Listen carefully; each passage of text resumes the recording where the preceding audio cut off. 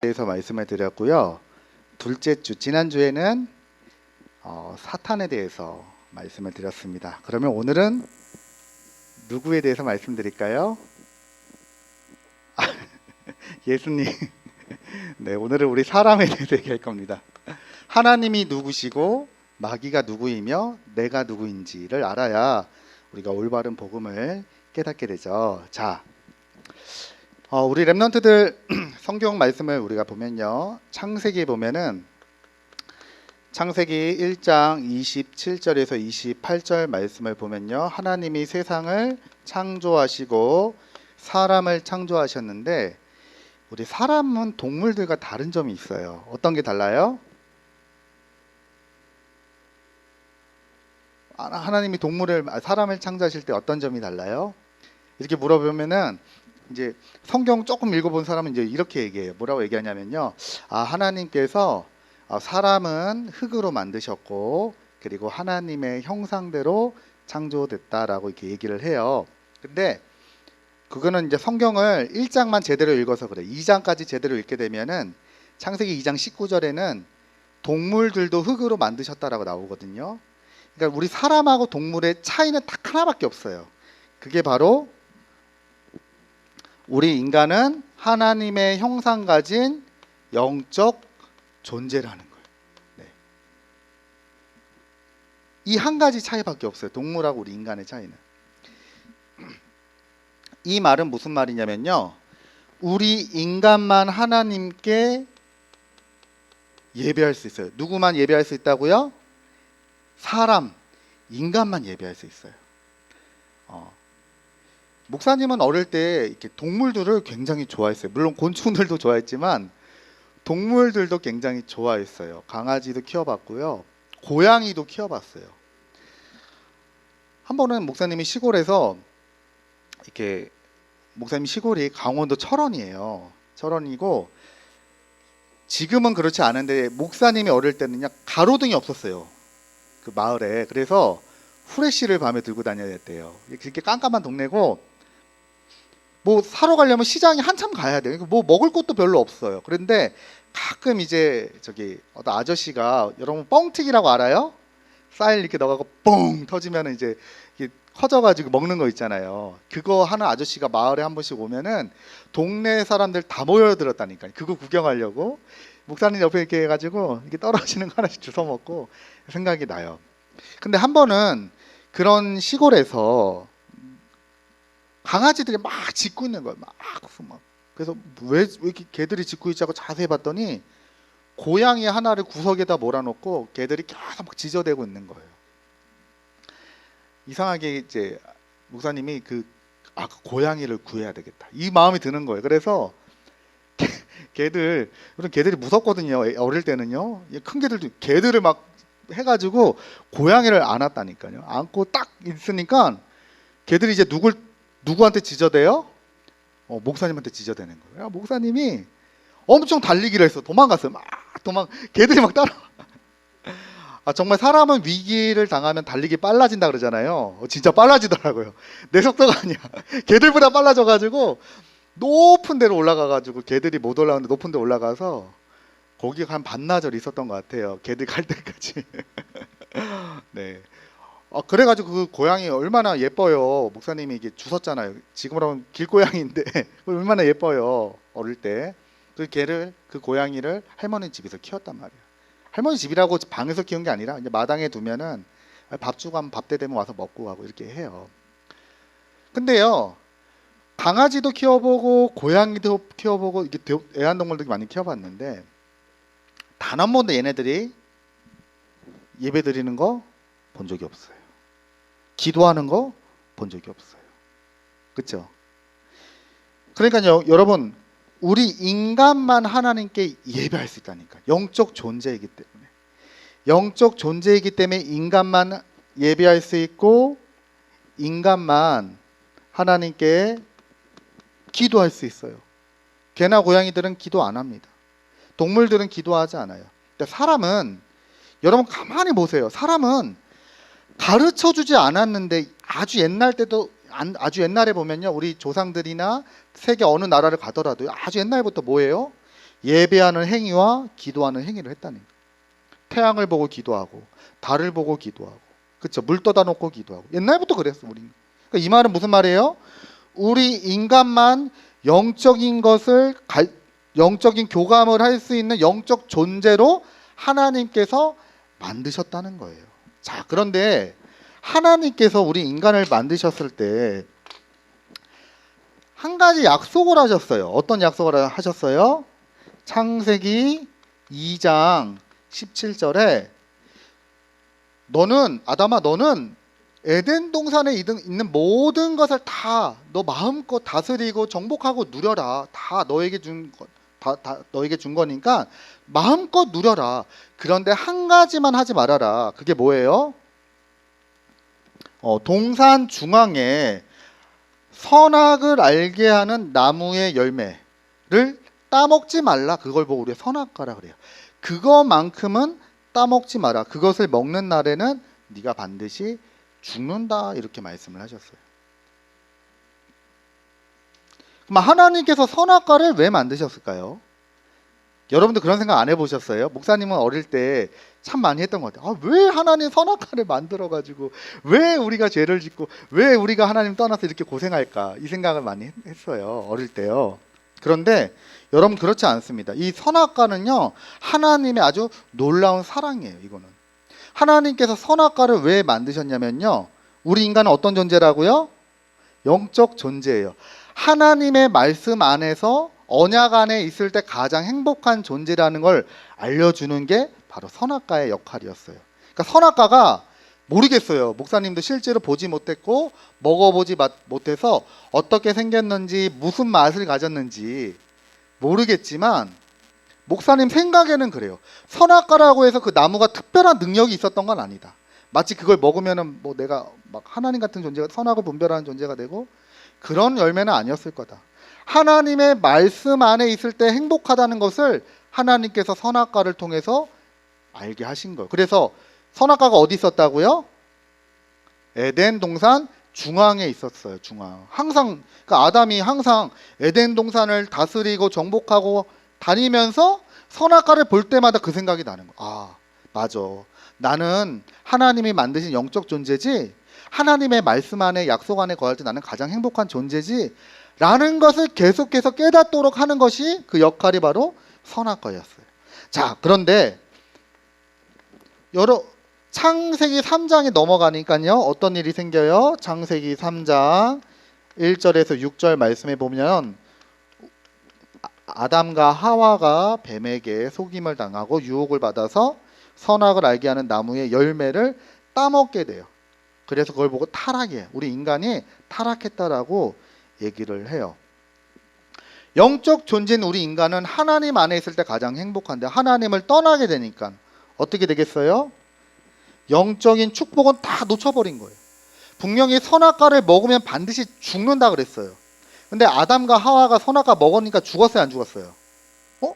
죽었어요, 안 죽었어요? 뭐야? 하와 먼저 누가 먹었어요? 하와가 먹었잖아.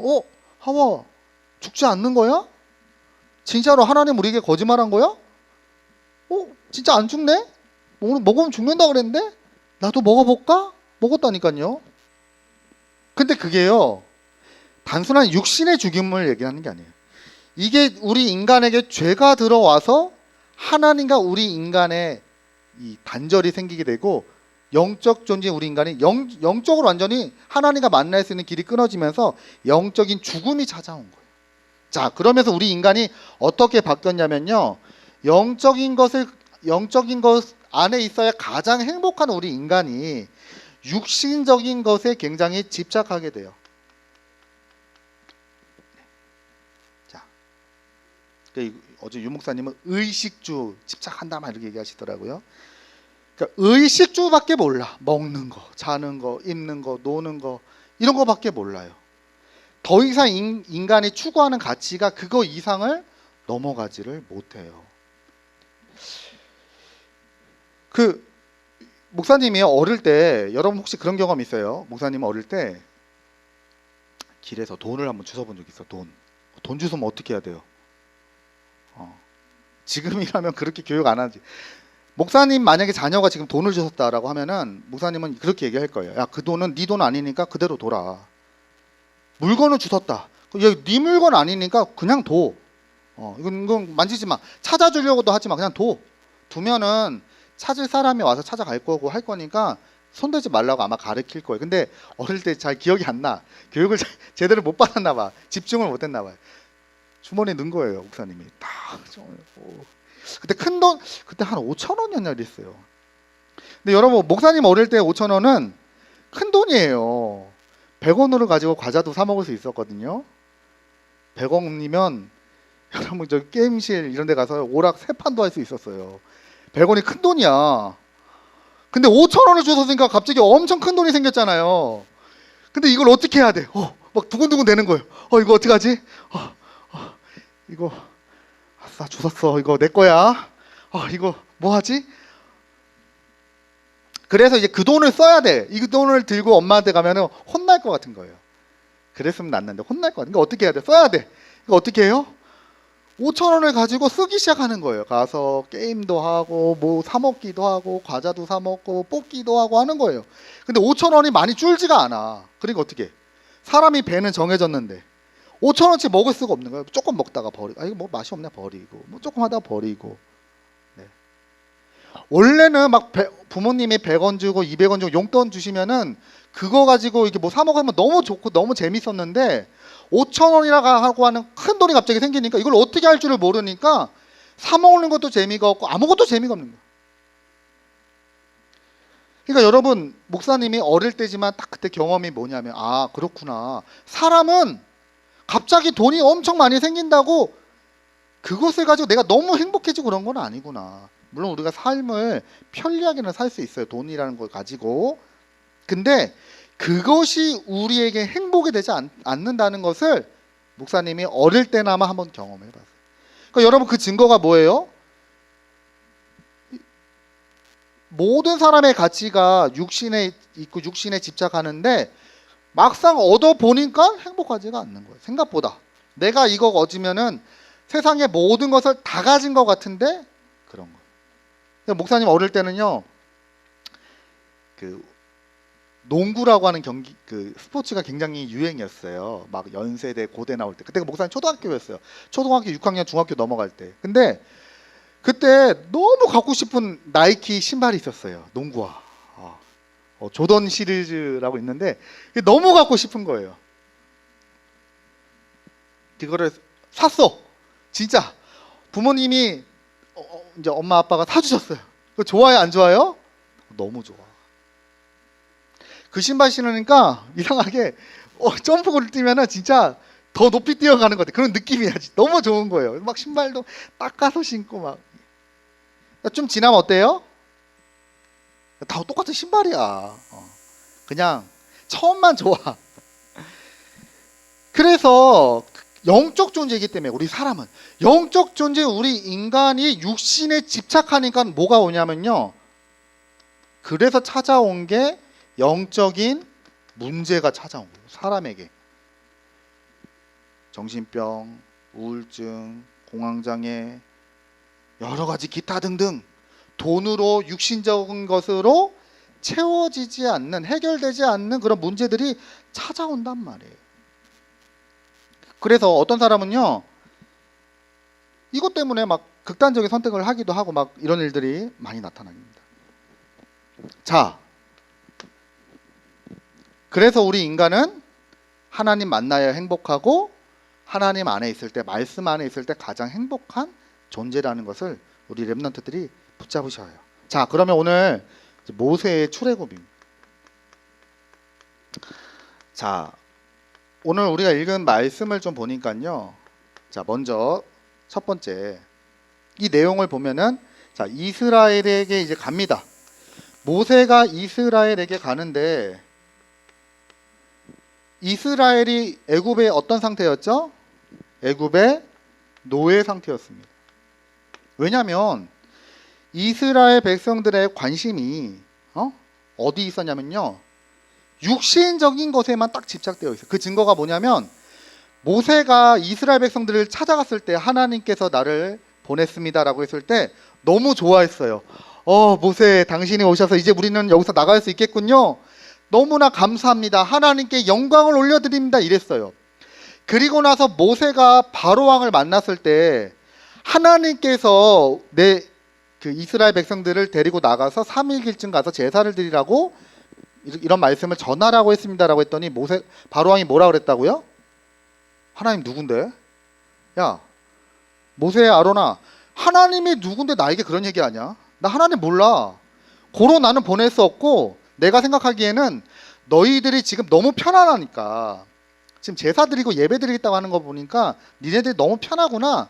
그래서 내가 너희의 노동을 더 강화시키겠다 라고 하면서 벽돌을 만드는데 진흙하고 볏짚을 가지고 만들어야 되는데 볏짚을 너희에게 주지 않겠다. 집을 너희가 알아서 찾아갖고 만들어라. 대신에 매일매일 만들어야 되는 벽돌의 수는 그대로다. 이렇게 된 거예요. 그러니까 이스라엘 백성들이 더 힘들어졌어요? 안 힘들어졌어요? 더 힘들어진 거예요. 이 볏짚 찾아가지고 애굽을 막 돌아다니고 찾으러 다녀야 돼요. 그러니까요, 이 이스라엘 백성들이 얘기합니다. 야, 모세, 아론, 너희들 때문에 우리가 더 힘들게 됐어. 너희들 도대체 왜 그랬어? 하나님이 너희를 심판하실 거야. 이렇게 얘기하는 거예요. 처음에는 뭐라 그랬다고요? 당신이 오셔서 너무 감사합니다. 이러던 이스라엘 백성들이 육신적인 것에 손해가 오고 문제가 딱 오니까요, 견디지 못하는 거예요. 너희들 때문에 그래. 니들 때문에 우리가 이렇게 됐어. 이스라엘 백성들은요, 애굽의 노예지만 사실은요, 완전 사단에게 포로되고 노예된, 영적으로 노예된 상태예요. 자, 이런 상태 가운데 모세가 출애굽을 하게 되는데요. 이제 애굽으로 가게 되는데, 자, 오늘 읽은 말씀에 보니까 모세의 전환점에 대해서 나옵니다.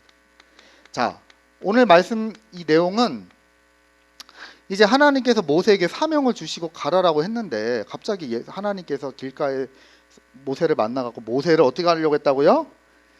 죽이려고 했대요. 죽이려고 했어요. 하나님께서 분명히 그 전에는 내가 너와 함께한다.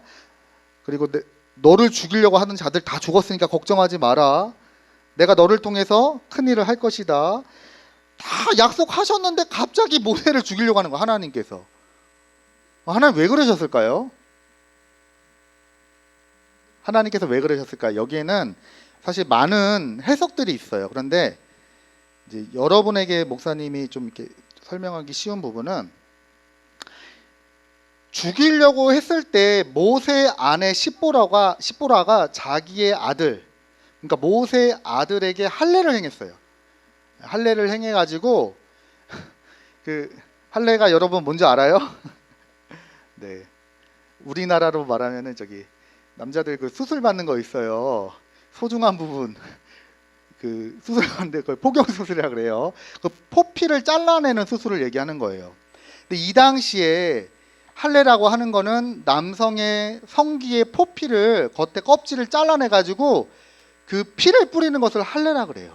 그러니까 이런 일이 터졌을 때 그 아내가 이 일을 했단 말이에요. 이게 무슨 말이냐? 모세가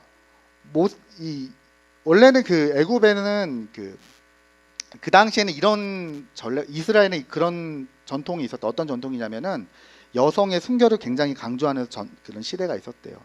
신랑 그런 시대가 있었는데, 그래서 첫날에 그 성인된 부부가 같이 한 방에서 잠을 자고 나서 다음 날이 됐을 때 그 아내가 처녀라는 증표로 이불에 뭐가 묻어야 되냐면 피가 묻어야 돼요. 만약에 피가 나오지 않으면은 순결을 지키지 않았다는 증거로 돌 던져서 죽였단 말이에요. 그런 법이 있었어요. 그런데 남편이 아내를 되게 사랑해요. 물론 그게 무슨 어떤 원인인지 모르겠지만 어쨌든 피가 나오지 않았다면은 죽어야 되는데 남편이 아내를 너무 사랑해요. 그럼 어떻게 해요?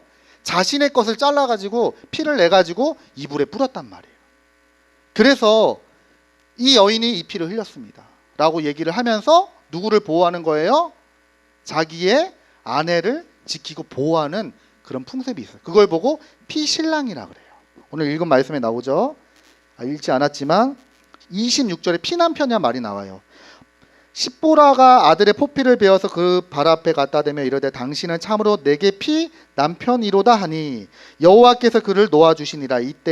그때의 십보라가 피 남편이라 함은 할례 때문이다. 그렇게 해서 자기가 사랑하는 아내를 지켰단 말이에요. 이거는 뭘 상징하는 거예요? 앞으로 오실 예수 그리스도를 얘기하는 거예요. 우리는 하나님 앞에 음란하고 우리는 하나님 앞에 범죄해서 하나님 떠났는데 예수 그리스도께서 하나님께서 나를 사랑하셔서 나를 대신해서 십자가에서 피 흘려 죽으시고 나를 구원했단 말이에요. 그래서 이거는 나중에 뭐하고 관련되느냐? 모세가 유월절 사건하고 딱 관련돼요. 유월절에 어린 양의 피를 발랐을 때 죽음의 재앙이 지나가는 이거랑 관련이 있는 거예요. 모세가 이따 딱 깨달으면 피의 언약이 이런 엄청난 언약이 있구나. 나는 죽어야 되는데 하나님께서 나를 사랑하셔서 나를 위해서 피 흘리실 그 메시아의 언약을 모세가 직접 확인하는 그런 시간입니다. 이게 모세한테 완전 전환점이 되었어요. 그렇구나. 나는 완전 죄인이고 나는 하나님을 떠나서 육신에 집착해서 영적 문제로 완전 멸망받아야 되는 내가 하나님의 은혜로 구원받아서 내가 이제 전도자로 하나님이 나를 세워주셨구나. 이러한 전환점을 맞이하게 됩니다. 자, 그리고 나서 모세가 이제 아론을 만나게 되고 바로 왕을 만나게 됩니다. 근데 이제 얘기하니까요, 바로가 얘기하는 거야. 야, 하나님 누군데? 나 하나님 몰라. 그러니까 하나님 뭐라고 하셨다고요? 내가 보여줄게. 내가 누군지. 나 몰라? 알겠어. 내가 애굽과 온 천하에 내가 누군지 확실하게 보여줄게. 그래서 하나님께서 내리신 게 뭐라고요? 10가지 재앙입니다. 하나님의 애굽에 10가지 재앙을 내리셨어요. 그래서 피재앙, 개구리 재앙, 이재앙, 파리 재앙, 가축 재앙, 독종 재앙, 종기, 우바, 어둠, 마지막에 장자가 죽는 그 죽음의 사건까지도 하나님께서 이게 열재앙을 통해서 보여주셨습니다. 자, 근데 이거는 이 하나님 괜히 10가지 재앙을 내리신 게 아니에요. 당시에 애굽에는요, 이 10가지 재앙을 지켜주는 신들이 있었어요. 그것들을 숭배를 다 했단 말이야. 근데 그걸 어떻게 한 거예요? 니네 신으로도 막을 수 없어. 내 능력은, 하나님의 능력은 너희가 섬기는 그 신의 능력으로도 이길 수가 없어 라는 것을 확실하게 보여주신 거예요. 자, 그래서 이제 출애굽의 시작이 됩니다. 자, 그러면 결론적으로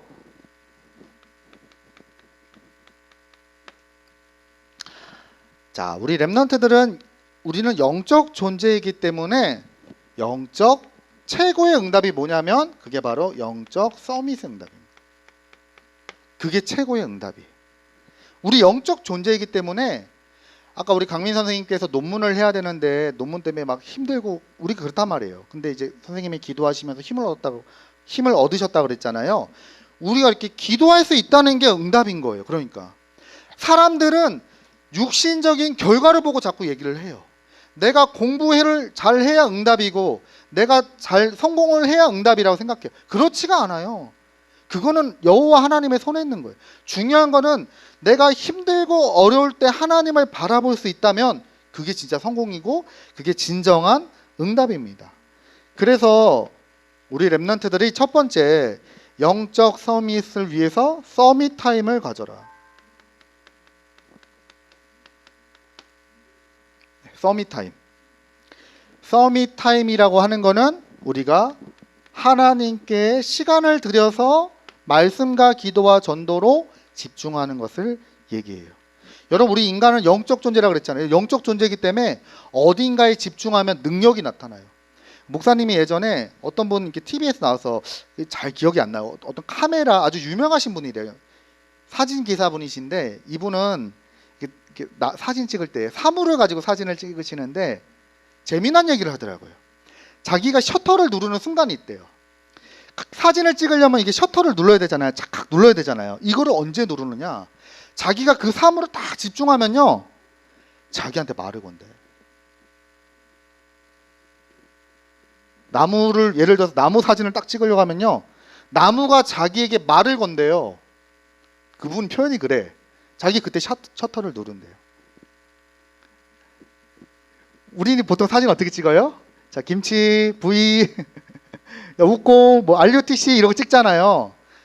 근데요, 이 사람은요, 사진 찍을 때도 얼마나 집중을 했는지 그 사물과 교감이 일어날 만큼 찍는 거예요. 이러니까 뭐가 나와요? 그냥 사진이 아니라 작품이 나오는 거예요. 많은 사람들에게 감동을 주고 소통이 되어지고 대화가 되고 힘을 주는 그런 작품들이 사진을 통해서 나온다.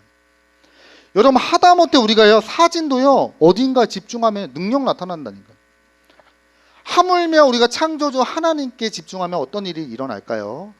모든 것을 여러분 초월하는 아까 축복을 주십니다. 자, 그러니까 여러분들이 딱 언약 붙잡고 사모늘을 통해서 딱 집중하는 그런 서밋 타임의 응답 받으시기 바랍니다. 자, 그리고 두 번째는 서밋 자세예요. 자, 목사님은 이거 좀 우리 랩런트들에게 좀 설명하기 좀 어떻게 설명하면 좋을까라고 생각을 많이 했는데, 이거는 바로 여러분이 랩넌트, 여러분 랩넌트잖아요, 그렇죠? 남은 자, 랩넌트의 여러분 자존심이다. 이게 무슨 말이냐? 세상 사람들은요, 나하고 다르게 한다니까요. 예전에 목사님 학교 다닐 때는요, 어떤 애들은 컨닝 잘해요. 시험 보는데 교수님 안 볼 때 몰래 이렇게 책 보고 쓰고 그런다니까요. 그럼 점수는 잘 나와. 근데 목사님도 할 수 있었거든요. 친구들 하니까. 근데 목사님은 안 했어요. 왜 안 했냐? 자존심. 내가 쪽팔리게. 내가 하나님의 자녀인데 내가 이것 때문에 이러면 되겠냐? 예? 그쵸? 근데 랩넌트인데 내가 이런 것 때문에 막 사람들 방법 써가면서 해야 되겠냐? 랩넌트의 자존심이었어. 그리고 목사님 예전에 그 아르바이트 할 때 도둑으로 의심받은 적이 있었어요. 도둑으로. 도둑질 안 했는데 도둑으로 의심받았어요. 자꾸 물건이 없어진대. 그거 왜 나한테 물어? 예, 물건이 없어지나 보죠. 예, 잘 보겠습니다. 이랬는데 그게 아니라 사장님이 나를 의심하는 거예요. 그럼 여러분 기분이 어때요? 나는 안 했는데 나를 의심해요. 그 모습을 내가 목격을 했어. 나를 CCTV를 목사님이 일한 걸 돌려보는 사장님의 모습을 보면서 어떤 생각이 들어요? 야, 내가 이게 평생 직장도 아니고 아르바이트인데 내가 이거 해야 되나? 이런 생각 들잖아요. 진짜 이만큼 드는 거예요. 너무 화가 나가지고 야, 그만두자. 이거 뭐 시급도 얼마 안 주고 이거 뭐 아무것도 아닌 건데 내가 왜 이런 것 때문에 스트레스 받나? 때려치자, 때려쳐요. 이런 생각이 막 들었어요. 근데 마음 한켠에 랩넌트의 자존심. 내가 여기서 그만두면 내가 뭐냐? 나 하나님의 자녀고 하나님 계획 따라가고 언약 따라간다면서 내가 이렇게 그만두면 아무것도 아니다. 그리고 그때 그 당시에 목사님은 교사였어요. 그래서 우리 애들한테도 해줄 말이 없다. 우리 랩넌트들이 선생님하고 따라오잖아요. 랩넌트들한테 해줄 말이 없는 거야. 내가 여기서 그만두면 야, 나 힘들어서 그만뒀다. 나 못해 먹겠다. 그럼 애들한테 이게 아무것도 안 되잖아요. 그래서 목사님이 자존심 갖고 했다니까요. 그래, 괜찮아. 하나님이 하실 거야. 하나님이 함께 하시잖아. 속지 않았다니까요. 나중에 우리 사장님 영접했다니까. 영접도 하고 가게 안 오셔. 나중에는 아예 이제 자꾸 놀러 다니시더라고요. 예, 이게 사업하시는 분들은 시간이 없거든요. 놀러 갈 시간이 없어. 돈은 벌어도 나갈 시간이 없대. 그러니까 놀러 다니는 거야. 그냥 가게를 맡기고 야, 민호야 언제 와라. 네가 좀 해라. 나 어디 좀 갔다 와야 된다. 맡기는 거예요. 그러니까 여러분들이 위기나 어려움이나 이익과 손해 앞에서 조금만 여러분이 나는 랩넌트야. 나는 하나님의 자녀. 이것이 정말 복음에 유익한지, 이것이 정말 교회에 유익한지, 우리 랩넌트들에게 유익한지 조금만 생각하면요, 내가 어떻게 해야 될지가 나온다. 랩넌트의 자세. 자, 그리고 세 번째 마지막입니다. 영적 서밋으로 가기 위해서 서밋 그릇을 준비해라. 자, 이거는 뭐냐? 하나님은요, 딱 하나님의 시간표가 있어요. 하나님이 역사하실 때가 있어요. 모세가 처음에 이 시간표를 못 잡았잖아요. 그렇죠? 그걸 어떻게 했어요? 사람을 죽였다니까. 아, 이스라엘 백성들을 출애굽시켜야겠다라고 해가지고 막 힘이 있고 능력 있을 때 딱 이러는데 자기 백성들이 고통받는 모습을 보고 때리는 애굽의 지휘관을 때렸는데 죽었다니까요. 그래서 이 시간표를 모르고 모세가 너무 설쳤어. 어떻게 됐어요? 모세가 도망자 생활했잖아요. 그렇죠? 아, 딱 언약 잡고 있으면 하나님의 시간표에 따라 되어질 건데 요거 조금 못 기다리고 너무 조급하니까 당장 뭔가 해야 될 것만 같고. 네. 그러니까 여러분들은요, 딱 기도를 통해서 이 기도하는 사람은 기다릴 수 있어요. 그래서 기도에 응답 있는 사람은 차분하게 기다릴 수 있어. 우리가 기도하는 거는요, 엄청난 능력을 받기 위해서 하는 게 아니라 이렇게 하나님의 언약의 여정의 흐름 속에서 쓰임 받기 위해서 우리가 기도하는 거예요. 민감하게 이게 진짜 하나님 계획인지 뜻인지. 그래서 여러분들이 지금부터 이것을 준비해라. 아시겠죠? 자, 그래서 오늘 말씀을 마치도록 하겠습니다. 이제 앞으로 이 시대가 와야지. 영적 문제로 많은 사람들이 고통받는 시대가 더 올 거예요. 지금 계속해서 그렇게 갈 수밖에 없는 세상의 문화와 시스템들이 있어요. 그럼 어떻게 할 거예요? 답을 줘야 돼요.